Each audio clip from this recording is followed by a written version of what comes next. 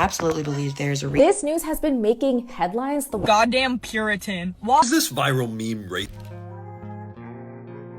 Scientists have turned light into a supersolid. Before you think this is a ball of light that you can hold, it's happening on the quantum level. So, very small, but it could show us what light is really capable of. Supersolids are a relatively new thing. It's a phase of matter between solid and liquid. Solids have an ordered structure, and liquids are free to move about the cabin. Supersolids are a whole thing, but very basically they have the structure of a solid and the properties of a superfluid, which is a little bit different than, say, water, in the sense that it flows without resistance. If you spit a bucket of water, for example, the sides go up. A superfluid just stays put like this. You thought it was just solid, liquid, and gas out there, but it's so much worse. Researchers at the National Research Council shined a laser onto a piece of semiconductor with narrow ridges. The interaction of light and that material created a hybrid light particle, and that turned into a supersolid. It all sounds kind of pointless, but a supersolid-based system in a quantum computer could provide more stability since these things are prone to error. It's also a new state of matter, which is awesome. Wait, a new state of matter? I'm putting on my Dana the Alien Plasma Girl hat. Hey, are you just describing a new form of plasma? Oh yeah, there's all kinds of plasma. There's that solid plasma and there's that gas plasma as well. Gas plasma. Very, very interesting. Now I'm also wondering, can gases also be solid and gas at the same time, similar to the solid state of water type things that this liquid is doing? Sorry, not water, liquid. Sorry. Welcome back, Goons. You're watching Explore the Weird. Hey, I'm trying to rationalize how else I can use this solid structure in my timeline. I don't know what I'm going to do with it, but I know that once I have the solid matter and then the gas matter that's also solid, that somehow you combine both of them and then boom, timeline jump. Sorry, I'm just trying to find the things. I'm always trying to find the things. Hey, I got some more weird, creepy, strange, mysterious, all the things for you page content. Let's get right into it.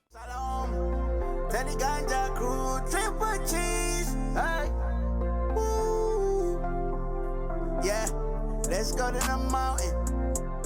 Yeah. The vacuum of space right is not a vacuum, right, because quantum physics requires what? There's all sorts of uncertainty, and that uncertainty means that there's fluctuations, and therefore there are particle-antiparticle pairs, there's energy fluctuations, there's field fluctuations. Right. It's a roiling mess out there in space. So there's no nothing. Yeah. There is no such thing as nothing. That violates uncertainty if it was truly nothing. Right. If it was truly nothing, we couldn't have uncertainty. Wait, I'm still very uncertain what this conclusion means. Hey, I'm feeling like there are aliens. There's aliens in the water. There's aliens on the earth. There's aliens underground. Oh, this ain't about aliens. This is about uncertainty. I'm still very uncertain what they're trying to determine. Hey, were you able to figure it out? Was it quantum related? What was it? It was vacuum related. All of a sudden you're going to tell me that there is no... Hey, talking about space and vacuums. Hey, did anyone see the full female team that went up in Blue Origin?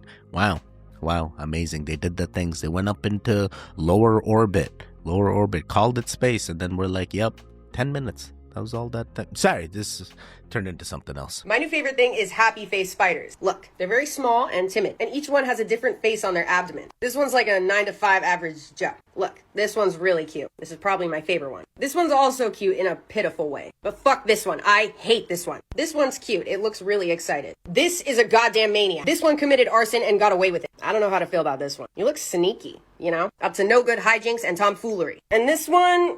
I don't know about this one. His lips are kind of fucked up. Yo, the last one kind of looks like one of those, like, weird... Was it Japanese or Chinese? One of those, like, beings that they, like, put on their face to, like, scare the puppeteer. Never mind. It looks very familiar. The Grudge? Where have I seen... My dreams are very haunted by scary things, is what I've came to realize. Oh boy, I see all kinds of faces. Whose faces am I seeing?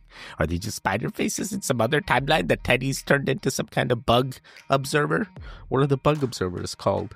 They have a name. If there was ever a piece of my villainous life advice for you to listen to, let it be this one. If you're ever someone who has resonated with the idea of keeping a key between your fingers to protect yourself, only to realize, wow, that's a great way to break my own hand. So instead you thought, like, let's do it Wolverine style. Don't do that either. The key problem with those is that it requires you to be with arm's reach of your assailant, right?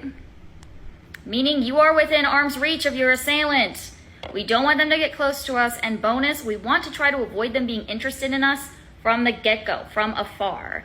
Also, if you're thinking of other confrontation items, in order for a confrontation item to really be effective, you need to be super comfortable with it. You need to be not afraid of brandishing it. So if it is something that can get you in any kind of legal issue, legal trouble, you can't let yourself be psyched out by that, which most people are. A lot of people don't realize the Uno reverse, if that item is taken away from them in the confrontation, how bad that can turn for them if it's used against them. And also, again, it's a level of really practicing with it and having full comfort and control over the item in question. So I have a perfectly legal household item, so it should work regardless of your country. It's something practical to have on you. It gives you space and distance. It's something that from afar looks like way too much trouble for an assailant to deal with. You can use it with your non-dominant hand, and if you're someone like a child, or you're small, or you're not very physically strong, this will still work because physics is on your side. I'm talking about a lanyard. A lanyard without your car or house key on it, or on a carabiner that can be easily taken off before you're thinking to use it when you're walking alone or anything like that. But having a lanyard is something easily worn. It's also easily fished out of a bag and almost instantly turned into something that you can use to protect yourself. This one, for instance, is a quick release. So snap, take it straight off, then wrap it around your non-dominant hand, your 3 fingers, leaving your pinky and thumb free. Pinch it just once with your thumb right there, and you've got yourself a perfect item for self-defense. Even if someone were to come up from behind you, bam! Multiple different angles this can be used. Again, you get the whole length of your arm plus the length of the lanyard in terms of distance if they do try to come close to you. And when you're just walking through an empty parking lot alone, you can just be idly swinging this at your side so it's ready. And if you want to be particularly threatening from afar and make them really not want to deal with you, you can just be idly swinging it. Maybe throw in some whistling of twisted nerve, you know. Just idly. You can practice with this, you can get comfortable with this, you can feel what it feels like to just whack something with it. Not fun. And also, again, if you're a child, this gives you a whole foot to still hit somebody's 6 foot something straight in their teeth, which I'm pretty sure their dentists wouldn't recommend. There's gonna be more in the comments below details, but yeah, lanyard. Man, this girl is 100% speaking from experience. I hope this helps one of you out there that's looking into self-defense. Hey, it's an easy thing. For me, I'm like, yo, what if I'm like George Bush, you know, just dodging that shoe and I dodge that lanyard, just like, or what if, oh my God, literally anything can be a lanyard. I could be the reporter that threw the shoe at George Bush. Wait, why do you keep bringing up George Bush, Teddy? I don't know. It just resonates with me. I just like, boom, he dodged it. I'm like, damn, even at his age, he was able to dodge. He's got those reflexes, man. Imagine I have those reflexes with him. Sorry, but what were we talking about? Yeah, so self-defense, do all the things. Hey, the best way I feel like is just start acting crazy and be like the crazy girl that just starts laughing and be like, I'm not crazy. I'm like, you're not crazy. I'm more crazier than you. And just start like laughing hysterically, and then why would they come after you? You're crazy. You're crazy. She said whistling. Bro, you start whistling, they may come up and you start whistling a tune alongside you, and then boom, kidnap. You don't know. You don't know. At the same time, like, why lanyard? Like, what if I see a lanyard and I start approaching you, just ask a question because I think you work there, and then all of a sudden you start hitting me, and I'm like, I don't understand. I just had a question. Where's the soap? Where's the soap? Sorry. Oh boy, lanyards is a power position, I guess. Hey, watch out for those lanyards. Also, watch out for those guys that are carrying nunchucks in their pants. Nunchucks in their pants. What the hell? It's better than a mace.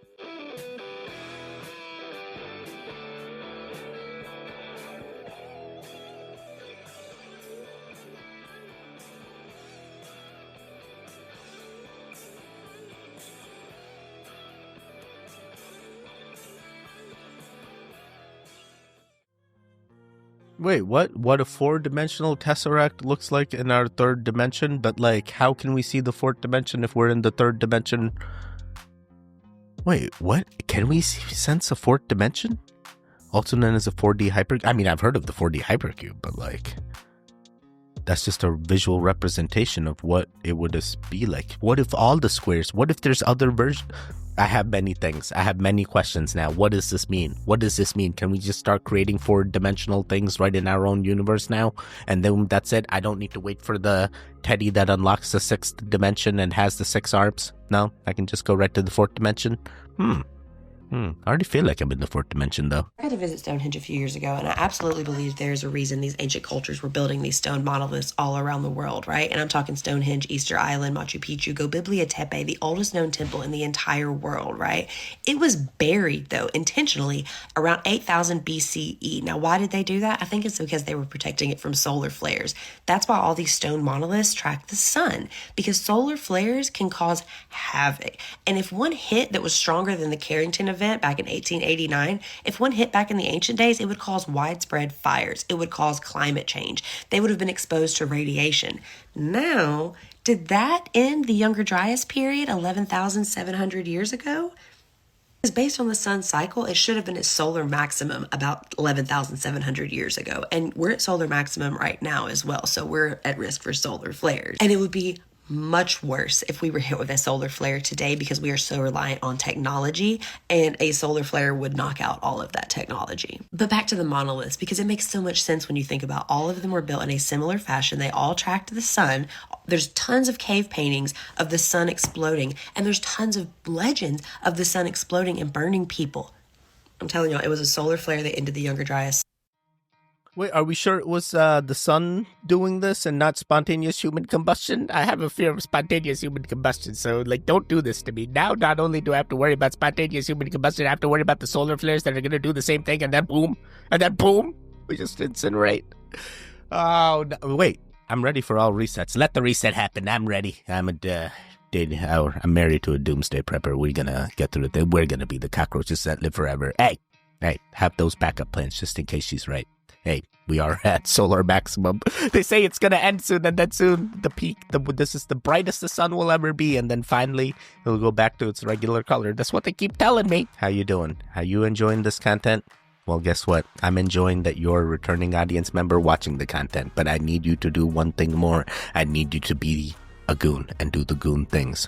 Teddy, what are the goon things? How many times? How many times do I got to tell you the goon things? It's that time. You got to do the interactions. It's great. It's great you're returning. It's great you're watching. I need you to watch more than 50% of the videos in its entirety. It sounds like that's the best metric. So if you do that, I'll also appreciate you. But if you want to go one step beyond and do the goon things, hey, do the interactions. We'd love to see your comments down below.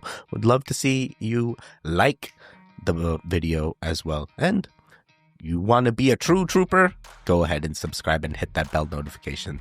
Thank you. Love you. You're a goon. Why is Gen Z so goddamn Puritan? Why are you 20 years old wearing Loro Piana suede loafers? Because of a theory called the hemline index. The hemline index states that when the economy is doing well, skirts get shorter, and when it's doing bad, skirts get longer. Here's an example. So everyone knows the flappers of the 1920s, but did you know that they were a direct response to the Gibson girl? The Gibson girl was the aesthetic of the women in the 1890s. She wore a corset and had an itty-bitty waist. She was demure and modest. She was upper class, educated, but ultimately wanted to be a wife. Now, what was going on during the 1890s to have brought up this aesthetic? Oh, interesting. Now, the flappers were the exact opposite of the Gibson girl. Short hair, loose dresses that didn't cinch at the waist and allowed for mobility, itty-bitty skirts that allowed for dancing, and God, did they dance and party and make out. What was going on during the 1920s? Oh, interesting. So we all know what happened after the Great Depression. Suddenly, flapper styles become unaffordable and women start dressing like this. No money, no waste. It's not just dressing style. There's a reason people get more conservative in a bad economy. When you got money in the bank, you take more risks. You're gonna speak up at your job because there's plenty more if you get fired. You're gonna go out to the club, doesn't matter if there's a cover charge, and you're gonna experiment with big, bold makeup. When the economy is bad, you stay safe. You don't want to draw attention to yourself. In uncertainty, you opt for certainty. And what's more certain than tradition? What's more certain than staying at home? Yeah, so you're not unique, you're just responding to the economy. And you can dress however you want. You can stay in every weekend, but resist the conservatism going to your brain. Think like a flapper. Wait, regardless of political agenda, hey, it's your timeline. You do whatever you want. Hey, you don't have to even listen to this lady if you don't want to. Hey, it's your timeline. Main takeaways here is, man, we must be really, really down the tubes. I mean, at this point, all those OF girls, they barely wear anything, and half of them are out there showing everything. We're showing the most skin than we've ever shown before. Imagine what it's going to be like in a decade from now. At that point, we're just going to have see-through clothing and just make it easy for everybody. Come on now. They literally paint on pants these days, and they're walking around and they're like, yeah, this is the new type of clothing. Really? That's just body paint. You stop it. Oh my god. All right, so this is a thing. And then what happens after no clothing? We go back to fully clothed. So then we go into like the space suits now, the gray suits, and then we finally embody the grays of our timeline. Sorry, I'm very well convinced that the gray aliens are just us from a future dimension, or sorry, not future timeline, or another dimension. Yeah. It kind of makes sense to me. It's just us, and they messed it all up, and now they need us to fix themselves. That's the conspiracy bubble, but this type of syringe has a self-retracting needle after the medication is delivered. Alright, hear me out. What if you're giving a shot to a little kid, and you don't tell him that it's a retractable needle? Instead, you turn it into a magic trick, and you tell him it disappeared. I don't know, that'd be really cool. So I learned that little kids don't like that magic trick, because they think the needle is still inside them, and they just end up screaming. Oh my god. It sounded like such a good... This is why you need to test the things. This is why we need testing. Without testing, we wouldn't know. And I'm like, oh my god, a magic trick, and then you don't even know you got the shot.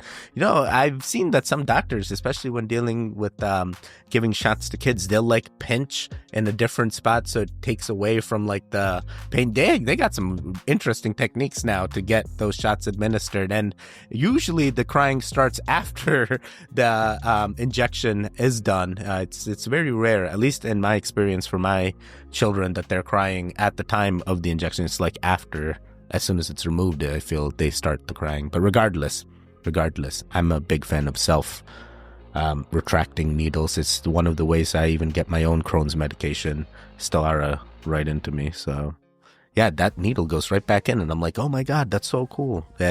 Now, is this a real fear where the needle gets stuck? Imagine the needle gets stuck. What do? Do you just pull it out? You call 911, you go to urgent care. What are you supposed to do? How do you pull the needle out? Get the tweezers? Is it like pulling a thorn out of your... Sorry, we're going to keep it going. I'm not gonna lie, I'm not 100% sure that I actually have free time right now, or if I'm just forgetting all the bull I'm supposed to be doing.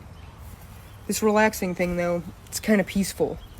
I'm sure it'll be followed by immediate panic when I remember what I'm supposed to be doing, but that's a future me problem. Damn it. I just realized I'm supposed to be doing my taxes. Oh my god. Hey, how are your tax returns? You get some good returns? Oh boy, they keep telling me you add more dependents, it's gonna get better. But I'm like, when's it supposed to get better? And then I'm like, do I even need to pay the taxes? Because now they say it on the news that, hey, maybe they won't make us pay taxes anymore. And I'm now like, what do I do? I'm going to pay the things. You stop it. At the time of recording, it's the 15th. It's the final day, I guess. So we'll figure it out. Hopefully when you guys see this, everything's fine. The channel's still going, because you never know. They may come and they'll be like, I don't know. We're going to have to deport you too. I'm like, wait, I didn't do anything. We'll figure it out later. They did that to a Salvadorian man, they said. And I'm like, yo, what the hell? The guy was supposed to be here legally. I'm here legally too. And like, what? They can just come to your house and just... Sorry, stay home, stay safe. Remember all the things. Or don't remember all the things. Sometimes it's better. Ignorance is bliss.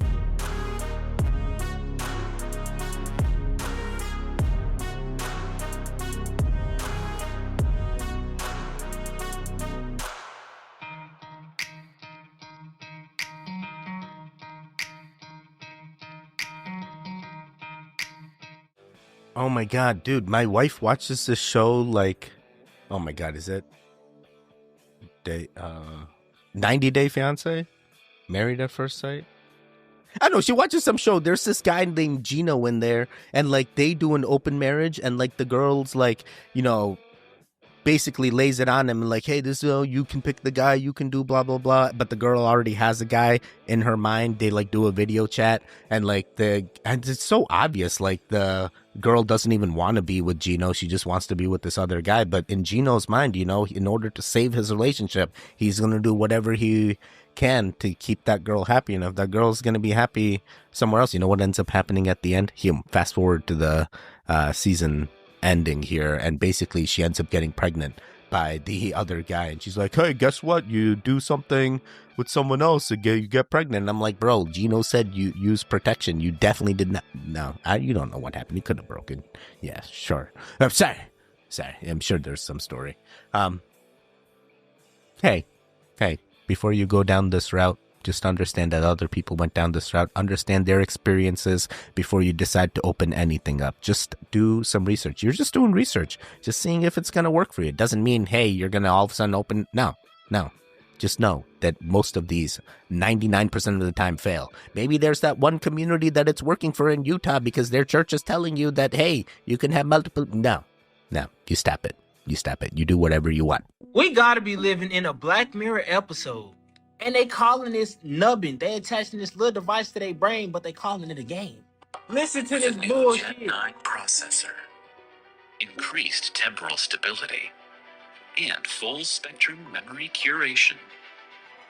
The solution to our challenges will come from changing our world, but entering a new one. And we all remember this episode of Black Mirror season 7, right? Well, bro went from playing a video game to smacking his little gizmo gadget on his temple and playing a game with his consciousness. Some people are saying that this is a PR move from Black Mirror. But then the question lies is, why aren't the people saying that? I think that we might just be baked. Because what is this nubbing? But I'm curious though. Y'all let me know y'all thoughts on what y'all think about the snubbing in the comments. Like or follow for more wisdom. And stay tuned. We might just be cooked. Bro, what the hell? Why would you be nubbing when you can be Neuralinking? You stop it. Go right into the brain. Why are you going outside the brain? That feels way worse. Now you're going to get all kinds of brain effects. Remember what happened with the old brick cell phones when you brought them up to your ear and then all the people that had the things in their head? Interesting. Very interesting. Hey, are you nubbing? Are you ready to nub? How's your nubbing? Hey, I'm doing all the nubbing things. Sounds like an interesting name, nubbing. I first didn't remember that Black Mirror episode, but then I remembered that Black Mirror episode. I think he does the things with the girl avatar or something. Yeah, I forget. So something happens that's wild. All the Black Mirror episodes are wild. They have figured out also how to suck the youth right out of the youth. Scientists out of Stanford University have recently discovered if you take 2 lab mice, one really old and one really young, infuse their circulatory systems together through a procedure called parabiosis, the cells that make up the really young mouse will deliver over to the really old mouse, permanently staying inside the old mouse, reducing the speed of aging in the old mouse by up to 11%. The young blood delivered to the old mouse will bring new life to the organs such as the spinal cord and even the brain. This new life found in the old mouse will help improve things such as cognitive function and physical flexibility. The study even found that this young blood will help the old mouse with things like sicknesses or even cancers. So all this research begs the question, does this work on humans? Technically speaking, it's entirely possible. Tony Correa, the lead researcher in this experiment, released a statement about a month ago saying that he has full intentions on testing on humans. It's like, we're just now coming out. Look, guys, we just discovered adrenochrome makes you younger. I just had a feeling that this was actually sponsored by Epstein. The Epstein files have arrived, except come to find the information in this binder is already online. Here's a screenshot from a page in that binder. A lot of the information has been redacted. Here's that same page of names already online, unredacted. Wait, what? Wow. Someone's already leaked the information. Yo, I love the leakers. They just leak the best things. And you're like, hey, I already knew this was coming because it was leaked to me. And then once they have a good track record, you only follow those leaks. And then they get one wrong. And then you're like, yo, do I still trust them or... Sorry. All right, cool. Very, very interesting. Good to know. I definitely feel like I watched a documentary where a guy did a transfusion with his son and his father as well. Like it was the grandpa, him, and the son, all three of them, and they were like, we're all gonna do blood transfusions so we can. He's trying to live forever, and he don't know there's a Teddy that's also trying to live forever and be the cockroach of our times.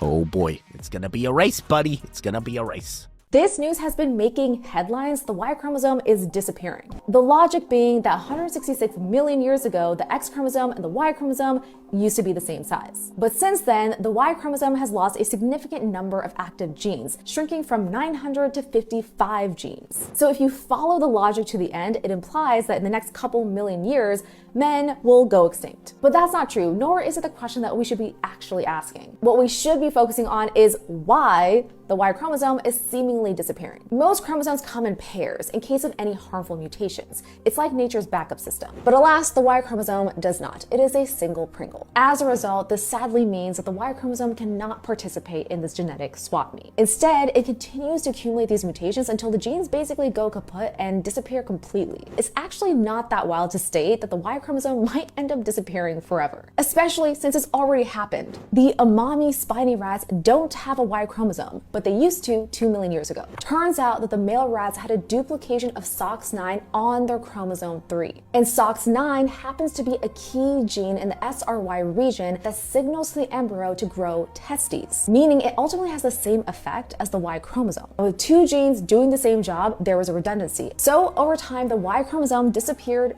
entirely, making chromosome 3 effectively the new Y chromosome. So even if the Y chromosome decides to ghost us, men won't suddenly vanish. The Y chromosome might be downsizing, but your manhood is not. That sounds way worse said out loud than it did on paper. You know what I mean.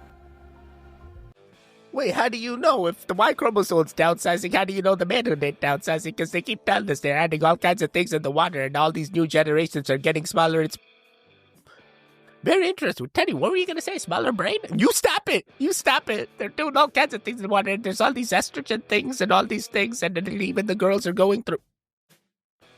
Wow.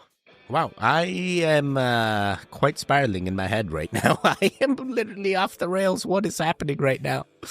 Oh, God. So what does this mean? What does this mean in the future? That eventually the female gender is finally going to take over and be the super gender of our times, and then only a few of those females that have this mutation defect, even though we're calling it a mutation defect, will end up being the new Y chromosome of our times in the future, but we won't be the same men that we once were, and then some future generation is going to look at us and be like, hey, maybe this wasn't the same human that we once are, and maybe this is a long-lost human.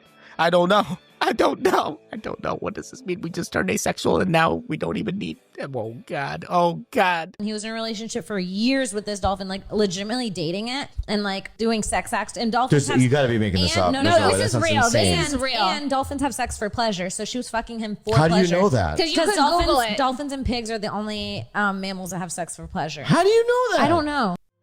Wait, I knew the dolphin thing, but I don't know. Wait, I know the dolphin thing because I've been getting so many videos on dolphin, but pigs too? Pigs too? I thought it was just dolphins. Wow, that's crazy. But how does she know this? Like, these are the real questions, but how did I know it? That's just because I explored the weird, but why did she's also exploring the weird, Teddy? Okay, everything's fine here. Just, oh God. There's nothing fine, Teddy. You're letting them do the things to the animals. I don't know. What do? You stop one animal? You got to stop all the animals, right? You stop. Just stop. I don't know. What if the animals are into it too? Does that make it not right? I mean, it's bad, right? Is there a law against this? I don't understand. I mean, there's been so many things. They don't even stop at animals. I mean, like dolphins and pigs. I just feel like I've seen other animals. No one needs to. We're going to keep it going. What is happening today? Red turns gray means when you get blood, that turns into money. Real blood? Real blood. There's no such thing as blood capsule. He showed us how it's done. He takes a double-edged razor and cuts it up so it's only 1/8 of an inch wide. Then he wraps it in tape and hides it in the tape on his wrist. Some keep the blade right here, in their mouth. Some in their tates. Some on their finger. What? They walked in with real blades? Oh my God. Did the other people know that they had blades and stuff? Were they expecting to get punctured and that's why the blood comes? I mean, I look at WWE, I don't see that much blood, but there are times I do see blood. Yeah, there's no blood capsules. That's wild. I mean, there must be in their mouth or something, right? I'm learning a lot. Now I hear there's multiple wrestling agencies, and you don't have to just get fixated in one. I guess I just got to keep watching UFC because that's the real one. That's the real one, right? I mean, it's better than the slap one, right? You guys watching the slap one, or you watching the UFC? You don't watch anything? It's fine. It's probably better not to watch any of the entertainment because we all know it's a distraction. But at the same time, the entertainment's the only thing that's filling me in on what's going on. Is this viral meme racist? You get the idea. Single-family housing is very inefficient and uses lots of land. So compact development like apartments saves lots of land for nature. When I used to work full-time as an environmentalist and land use activist, this is what I believed. And of course, there's a lot of truth to it. And I was taught that this is an example of what's called noble savage racism within the environmental movement. See, this implies that if we just take all the humans and cram them into an apartment, then the rest of the land will be useful for wild nature. But in 2024, we know there's no such thing as wild nature.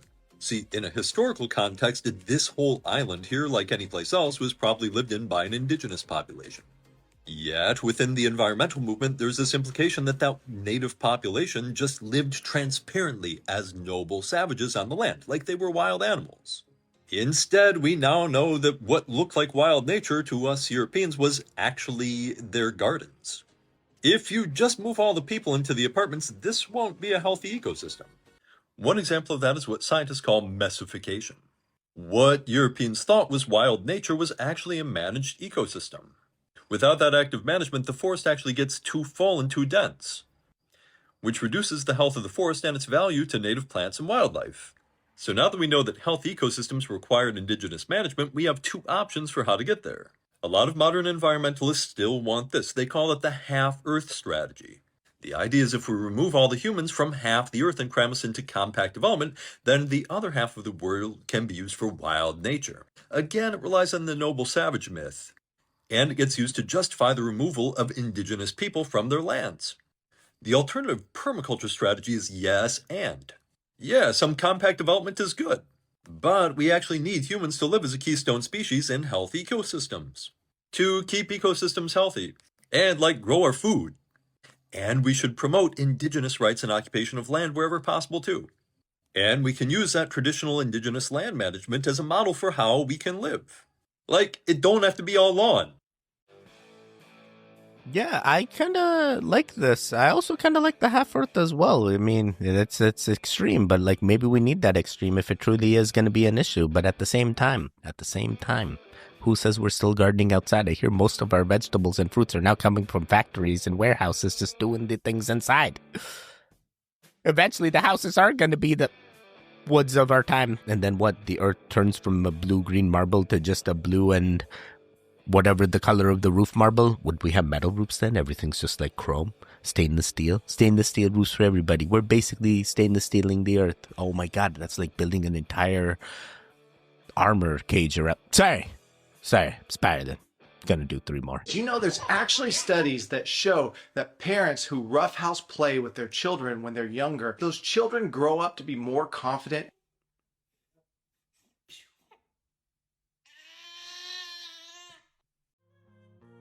Oh my god, that's hilarious.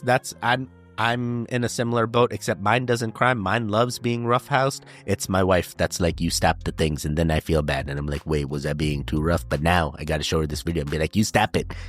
They're gonna be better in the future. This is quite literally impossible. Some of you guys are going to be familiar with this theory. Some of you guys won't, but don't worry. I'm going to give you guys the breakdown. So this is a TikTok series that I got tagged in, POV, trying to align the atoms perfectly so my hand goes through the wall, day 1. This guy then pokes his hand into the wall, and clearly it doesn't go through. Now this theory is based off the fact that atoms are a majority of empty space. If an atom were the size of a football field, the nucleus at the center would be the size of a marble, so a ton of room around. And because of this, the hypothesis is that if atoms line perfectly, you'll be able to travel through the object because there's so much empty space. The problem with that is that's based off the idea that electrons orbit the nucleus of the atom, but in reality, atoms actually have an electron cloud, meaning the electron could basically be anywhere here, it doesn't follow a set orbit. Because of this, one atom's electrons cannot occupy the same state as another atom's electrons, meaning this is virtually impossible. And even if this thought did check out, the odds of this happening to all atoms in your body would be infinitesimally small, meaning it is never going to happen. I was ready. I was believing the quantum physics and I was ready to go through the wall. I was ready. But then no matter how many times I tried, I realized that it ain't happening in my current timeline. But hey, maybe I need to turn into an electron cloud. Wait, I'm already an electron cloud. We're all just atoms and clouds and all these cells all put. We're all the things. We're all the things. We're all the things. We're gonna go through everyone. We're gonna go through everything. We're gonna be all the things in all the timelines because we're the observers observing the best versions of ourselves every day. Every day I wake up and I'm observing the best Teddy. The best Teddy today is getting so lucky because goons like you are watching him and interacting. Thank you. We're gonna do one more. Believe it or not, part 19. The band Leonard Skinner got its name from Leonard Skinner, a strict gym teacher who often sent students to the principal's office for having long hair. Later on, the band included a sign and phone number for Leonard Skinner Realty in their album artwork, which led to a flood of prank calls to his business. Fruit Loops may come in different colors, but they all share the same flavor despite the illusion of variety. While on a fishing trip with his father, Steve Irwin discovered a new species of turtle. He was given the honor of naming it, and today it's known as Irwin's turtle. A cow is only officially classified as a cow after giving birth to at least one calf. Before that, it's called a heifer. Reese's peanut butter cups were originally called penny cups because they were sold for just 1 cent each. When Harry Burnett Reese began selling them in 1928, they became so popular that he packaged them in 5-pound boxes for local stores. In 1875, 3 Frenchmen ascended to 28,000 feet in a hot air balloon. Upon landing, only one survived, but he was left permanently deaf due to the extreme altitude. Dude, that is crazy. They were the original test subjects before we had the test subjects of our times, and we don't even know if our test subjects are actually going up. Sorry. The Fruit Loops thing is the wildest one because I'm convinced each one tastes different. I feel like I can taste the color differences, just like the M&Ms, and then you're gonna tell me M&Ms all taste the same, and I'm like, no, bro, the red ones taste way different than the yellow ones. And I'm not talking about the peanut versus chocolate. I'm literally talking about the color. Yeah. Very, very interesting facts. I definitely believe most of these. R.I.P. Steve. R.I.P. Steve. You are the true crocodile hunter. Oh boy. Goons, you made it to the end. Hey. I'm still trying to figure the things out. I'm trying to see if our gender is finally going to be taken away. By our gender, I mean the Y chromosome. Oh boy. How many years till it disappears? Millions and millions, most likely. Oh boy. I mean, is it going to happen in our lifetime? Is that what she was into? See, I'm still stuck here smiling. Hey, listen, there should be videos on the screen right now. Click on either one of them to continue the Goon Fix. The one in the middle, you can subscribe. I will see you guys next time. Goodbye.